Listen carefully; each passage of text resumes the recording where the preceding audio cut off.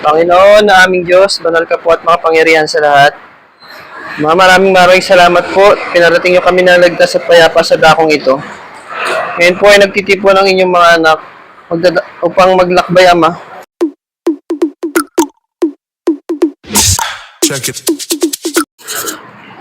Okay mga kapatid, magandang gabi ito.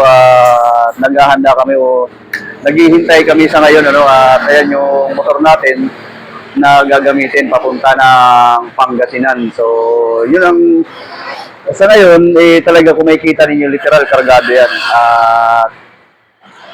Tingnan nyo naman, motor star lang yan mga kapatid. Pero, tingnan nyo ang karga. Diba? Makikita pa natin mamaya yung iba nating mga kasama kung gaano rin sila kadami o gaano kadami rin yung kanilang karga. Okay? Antabayan na natin. So ito, nag-ano na kami, nag-aanda na ng biyahe. Saan? Alaminos ang ano natin, ang tatagusin natin. So, ayun ang ating mga kasama. Yan, it's our riders, Maring Awin. Naghihintay na lang tayo ngayon kay kapatid na Lito. So, manggagaling na sukat. Pero nakalis na siya. So, ayun po yung mga motor natin. Isa, dalawa, tatlo, apat, lima, anim. So, 7 motor.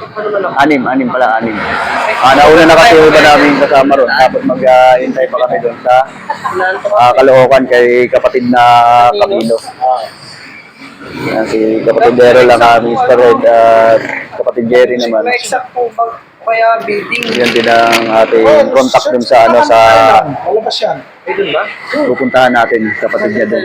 So, naghahanda na yung iba nating mga kasama. Ito na sila. Tatali na lang tayo mamaya ng ating speaker na dala. Papunta na Pangasinan. Oo, dyan. Saan dyan? Okay. Ito palay asul.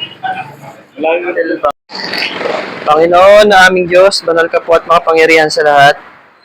Maraming salamat po. Pinarating niyo kami ng ligtas at payapa sa dakong ito. Ngayon po ay nagtitipon ang inyong mga anak upang maglakbay, Ama. Masasandaan po namin mga paglalakbay, kayo ang aming kaakbay. Pakilayo po kami sa namang uri ng kapahamakan at masasamang isip ng sanlibutan. Ligtas at payapa nawa namin sa piti ng dakong aming paroroonan. Yan din po, Ama, ligtas at payapa kami makabalik sa aming mga tahanan. Ama, patawad na po sa aming mga nagawang pagkukulang at pagkakasala. Lagi niyo po kami iugnay sa tiwatay ninyong pamamahal. Lahat po lang ito aming hinihiling sa pangalan ng Panginoon sa Kristo. Akin na namin tagapaglas. Amen. Amen. So, yun, hintayin lang natin si kapatid Tulit.